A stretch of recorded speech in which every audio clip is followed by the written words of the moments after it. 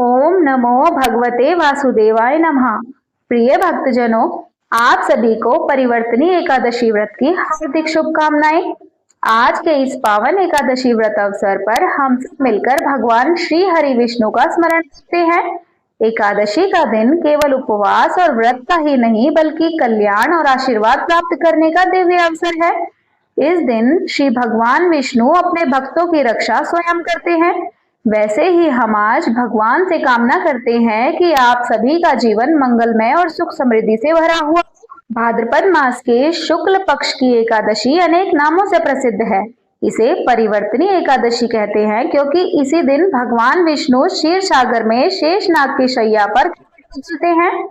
इस दिन जल में भगवान की प्रतिमा का डोल या झांकी निकालने की परंपरा होने से यह जल झूलनी एकादशी और डोल ग्यारस कहलाती है। मान्यता है कि इसी दिन माता यशोदा ने अपने कान्हा का जलवा पूजन अर्थात कुआं पूजन दिवस मनाया था। एक मान्यता के अनुसार इस दिन भगवान विष्णु ने वामन रूप धारण किया था, इसलिए इसे वामन एकादशी भी कहते हैं। भगवान विष्णु के पार्श्व परिवर्तन के कारण इसका नाम पार्श्व एकादशी भी पड़ा। पद्म के समान शुभ और पवित्र होने के कारण यह एकादशी कहलाई। क्योंकि इस दिन दान पुण्य का विशेष महत्व है, इसलिए इसे दान एकादशी भी कहा जाता है। इस प्रकार एक ही व्रत अनेक नामों और परंपराओं से पूजनीय बन गया और हर नाम इसके महत्व की अलग अलग झलक प्रस्तुत करता है। भाद्रपद मास के शुक्ल पक्ष की डोल ग्यारस, परिवर्तनी एकादशी, वामन एकादशी, जल झूलनी एकादशी, पार्श्व एकादशी, पद्मा एकादशी तथा दान एकादशी का प्रारंभ 3 सितंबर 2025 बुधवार की सुबह 3:53 से हो जाएगा, जो कि 4 सितंबर 2025 गुरुवार की सुबह 4:22 पर एकादशी तिथि समाप्त हो रही है। हरिवासर उदया तिथि के अनुसार परिवर्तनी एकादशी का व्रत इस बार 3 सितंबर 2025 बुधवार के दिन रखा जाएगा और इस दिन व्रत पारणा होता है व्रत खोलने का समय। इसीलिए 4 सितंबर 2025 गुरुवार के दिन वामन जयंती के दिन 6:22 से लेकर 8:22 तक व्रत खोलने का समय रहेगा। अगले दिन यदि कोई और व्रत आपको करना हो तो फल जल या फलाहार वस्तु से आप व्रत की पारणा कर सकती हैं। जो भी माताएं बहनें एकादशी का व्रत करती हैं उन्हें दशमी तिथि से लेकर एकादशी तिथि तक कुछ महत्वपूर्ण नियमों का पालन करना अनिवार्य है। इस बार दशमी तिथि के नियमों का पालन 2 सितंबर 2025 दिन मंगलवार को करना है। वहीं एकादशी का व्रत 3 सितंबर को करना है तथा 4 सितंबर एकादशी व्रत का पारणा आपको हर हाल में कर लेना चाहिए। आइए अब सुनते हैं वामन अवतार की कथा। श्रोतागण, इस दिन से जुड़ी सबसे महान कथा है वामन अवतार। दैत्यराज बलि ने तीनों लोकों पर अधिकार कर लिया था। देवता असहाय होकर भगवान विष्णु के पास पहुंचे।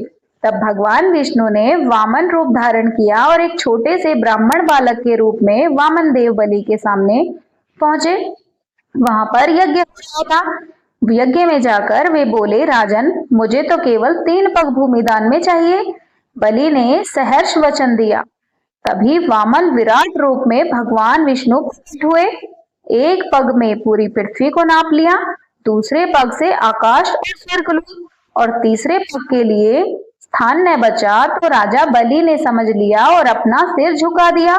भगवान ने उसके मस्तक पग रखकर उसे पाताल लोक का राजा बना दिया और वचन दिया कि वे सदैव उसकी रक्षा करेंगे।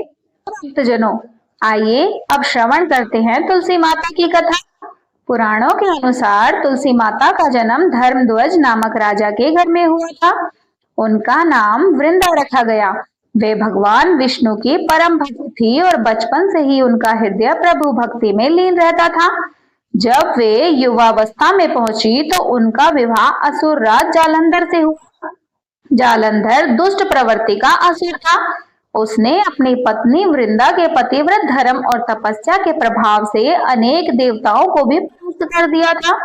तब देवताओं ने भगवान विष्णु से प्रार्थना की कि जालंधर का वध हो। तब विष्णु जी ने एक उपाय किया। उन्होंने जालंधर का रूप धारण कर वृंदा की तपस्या भंग कर दी। जैसे ही वृंदा का पतिव्रत धर्म टूटा, वैसे ही जालंधर की शक्ति समाप्त हो गई और जालंधर युद्ध में मार गया। जब वृंदा को यह ज्ञात हुआ कि भगवान विष्णु ने ही उनका छल से धर्म भ्रष्ट किया है, तो उन्होंने भगवान विष्णु को श्राप दिया, तुम पत्थर के रूप में हो जाओगे। यह श्राप पाकर भगवान विष्णु शालिग्राम रूप में प्रकट हुए। वृंदा अपने पति की मृत्यु और छल से अत्यंत दुखी होकर स्वयं अग्नि में समर्पित हो गई। उनके शरीर से तुलसी का पौधा फूटा। तब भगवान विष्णु ने कहा, हे वृंदा, तुम सदैव मेरी प्रिय रहोगी, बिना तुम्हारे पत्तों के मेरा पूजन अधूरा रहेगा। इसी कारण भगवान विष्णु और श्री कृष्ण की पूजा में तुलसी पत्र अर्पित करना अनिवार्य माना जाता है। तो आइए अब सुनते हैं गजेंद्र मोक्ष की कथा। मान्यता है कि गजेंद्र मोक्ष की यह कथा सुनना अति फलदायी माना गया है। प्राचीन समय में इंद्रद्युमन नाम के एक राजा थे। वे बड़े भक्त धर्मपरायण थे। एक दिन जब वे गहन तपस्या में लीन थे, तो ऋषि अगस्त्य मुनि वहां आए।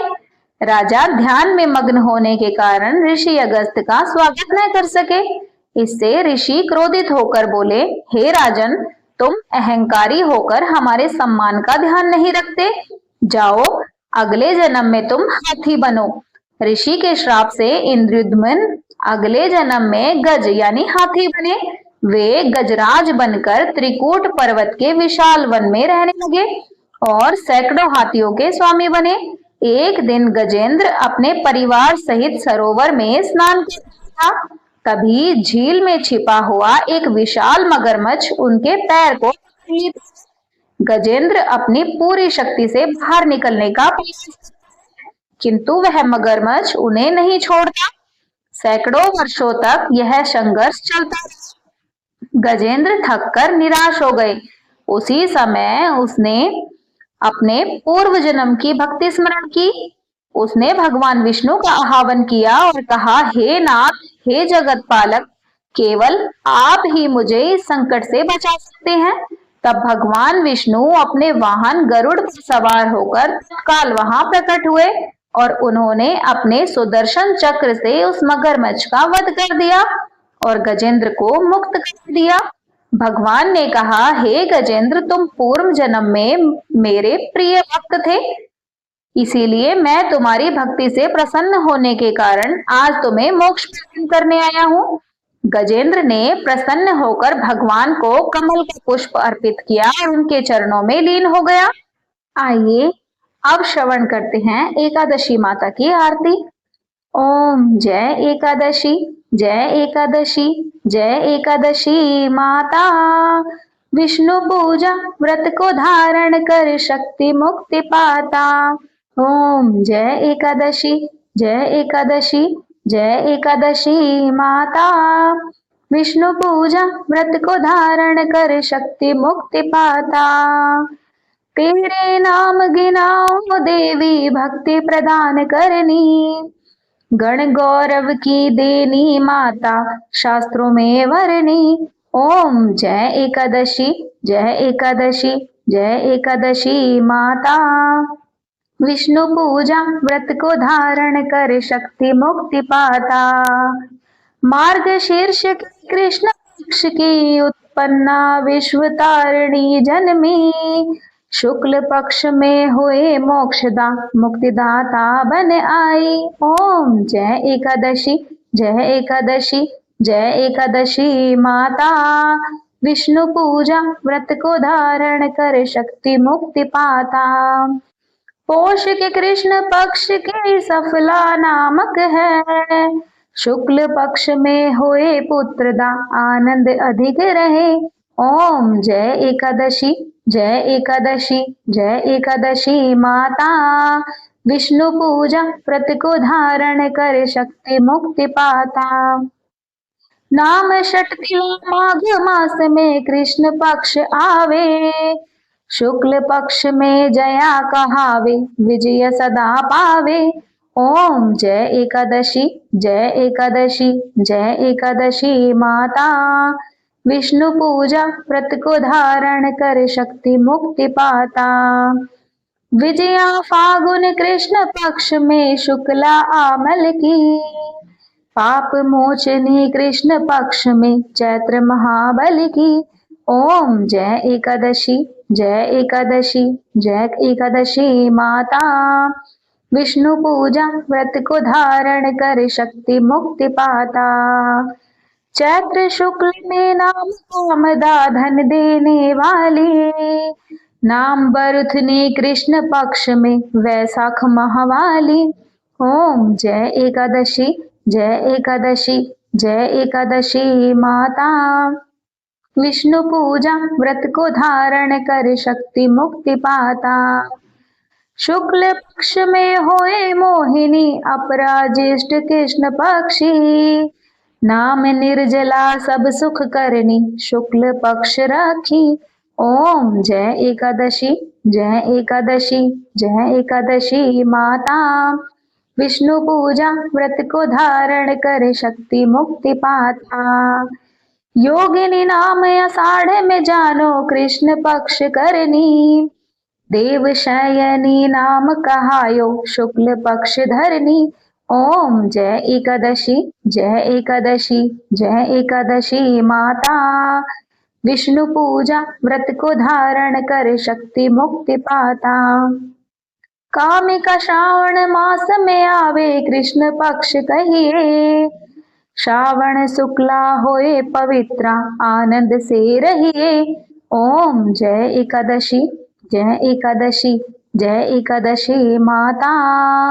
विष्णु पूजा व्रत को धारण कर शक्ति मुक्ति पाता।